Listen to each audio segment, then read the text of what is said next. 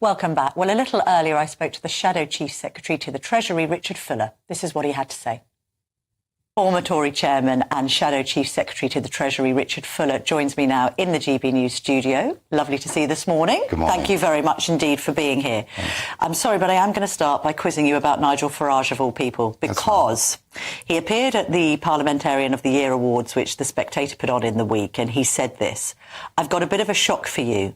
I think that I and 4 other people, the newcomers into Parliament this year in the general election, were a shock, and I'm very sorry, but at the next general election in 2029 or before, there will be hundreds of newcomers under the Reform UK label." He said, "We are about to witness a political revolution, the likes of which we have not seen since Labour after the First World War. Politics is about to change in the most astonishing way. Newcomers will win the next election." How concerned should Westminster be about the rise of Farage, particularly in the Conservative Party? Well, I think we should be worried about it because obviously the last election, with people voting for Reform and not voting Conservative, we've ended up with a Labour government with a very large majority that's doing things that Reform voters and Conservative voters don't think is right, like taking away the winter fuel allowance. It's very damaging. Jobs tax is going to punish small businesses. So Mr Farage is talking big, but the fundamental maths of Westminster remain the same, which is we have a Labour government and we need to unite as opposition parties to try and defend the values that we share. So when you say unite as opposition parties, do you think a time will come that Reform and the Tories will have to get their heads together, form some kind of alliance to keep Labour out of power next time round? Well, I don't know about that. By uniting, we saw that this week in the second reading of when Labour were trying to put through this jobs tax, and we had Liberal Democrats, Conservatives, Democrat Unitists, Scottish Nationalists and Reform voters, MPs, all voting the same way. We'll recognise that the main challenges for this country is a Labour government doesn't seem to have a grip on the economy and is making some very poor choices. And that's where I think we need to put our heads together, whether you're Reform, Liberal Democrat or Conservative. But from a practical perspective, come the next general election, and I appreciate we've only just had an election, and you were helped to spearhead the Conservatives' campaign, something's got to change here, because you can't have Reform on the right of the Conservatives and the Conservatives as they are right now, not having conversations, not forming some kind of deal. Maybe it's about some of you standing aside in some seats, some of Reform standing aside in others. How else can you defeat Labour? You can't have the right split like this. So there's going to have to be some serious conversations between Kemi Badenoch and Nigel Farage. And yet Kemi Badenoch doesn't want to entertain the idea of speaking to Reform, even though you know, Mr Fuller, that a lot of Reform voters in the last general election are former Tories. Well, I think that question is directly at Mr Farage, because he says he wants to destroy the Conservative Party. You don't go into a discussion with someone to say, hey, let's all get together with an opening line is, I want to destroy you. That isn't the right approach. So Mr Farage, I think he has to...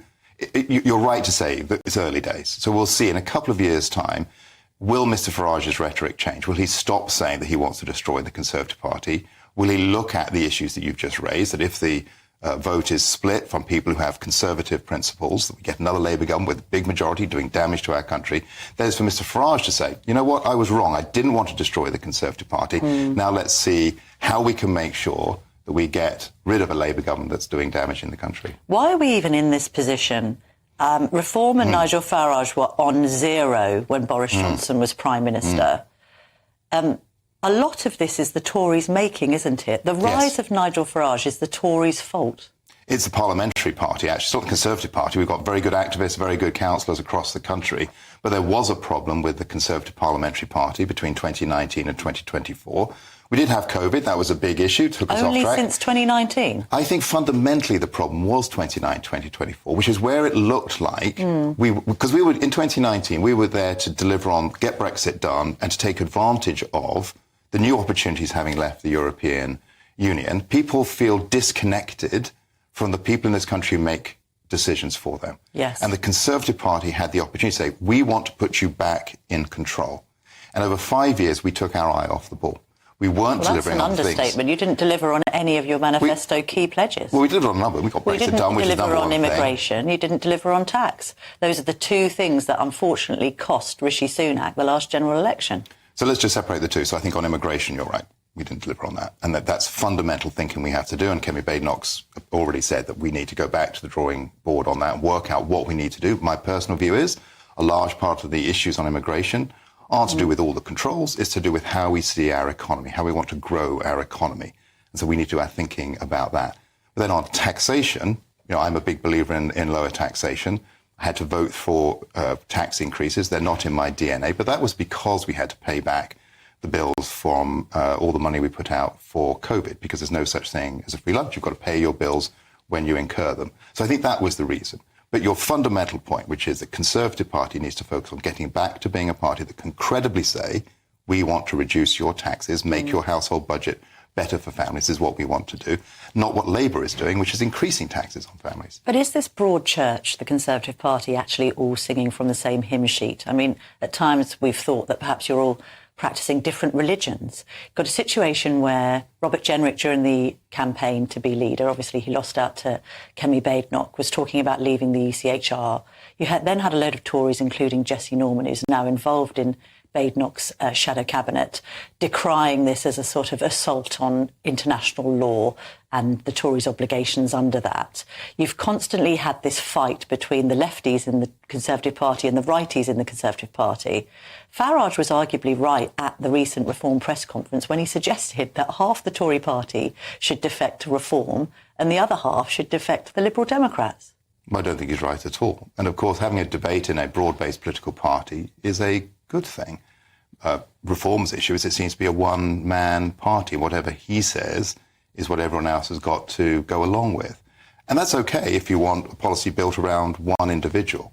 But governance in this country is built around people saying we have a plan that we think can respond to the challenges in different parts of the country, and we need to have a debate about that. And the Conservative Party now, in this period of opposition, yes, we have to provide effective opposition to the Labour Party, like we've done on the family farm tax, like we're doing on the jobs tax.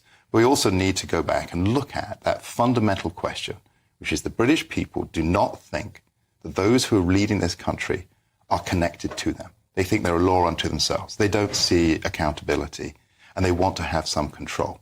That's what I think the message was in 2019. That's why I came back into British politics, was to enable that to happen. And the Conservative Party is the best vehicle for doing that. Just going back to my point about Reform and Farage being on zero when Boris Johnson was Prime Minister, in retrospect, was the ditching of Boris Johnson a massive mistake by the Parliamentary Party?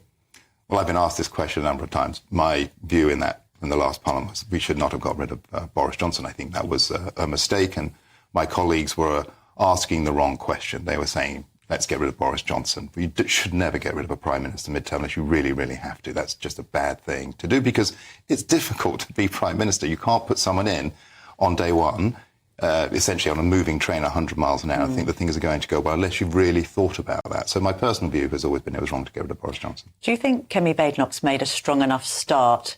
I don't mind telling you, Mr. Fuller, that we were at the GB News Christmas party last night. Thankfully, I'm teetotal, so I'm fresh as a daisy this morning. Yes, you are. Can't say the same for some of my colleagues, but that's another story.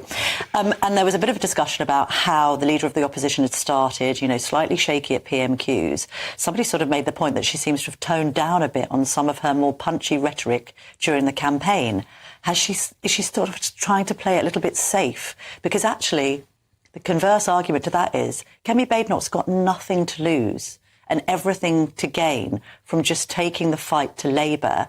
And yet, to be fair, we've spent a lot of this interview, I appreciate they're my questions, but people are talking more about Nigel Farage being the opposition than Kemi Badenoch. That's a problem, isn't it? Well, Kemi's trying to get a programme for government that is in 5 years' time, not trying to grab headlines. Today, she's been very clear that she doesn't want to come out with policy after policy after policy right now.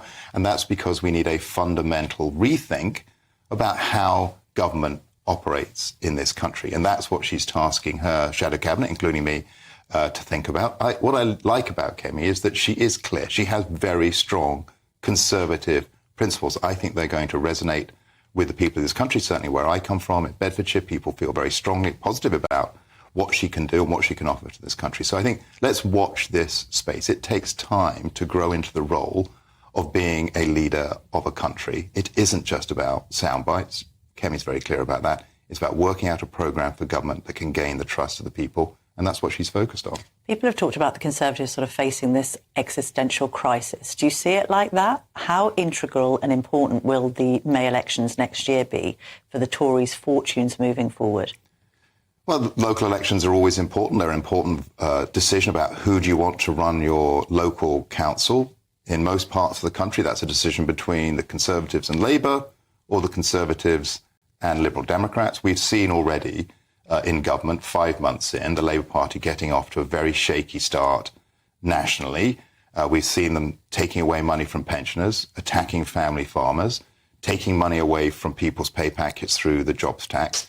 Do people want that at a local level, or do they want to maintain their protections of well-provided services at low cost by having Conservative councillors elected?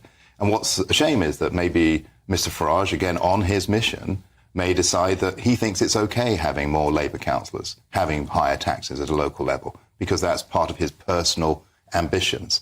Politics isn't always about personal ambition. Sometimes it's about doing what's right for the people. Richard Fuller, thank you very much indeed for coming into the studio this morning. Lovely to see you. Lovely to see you too.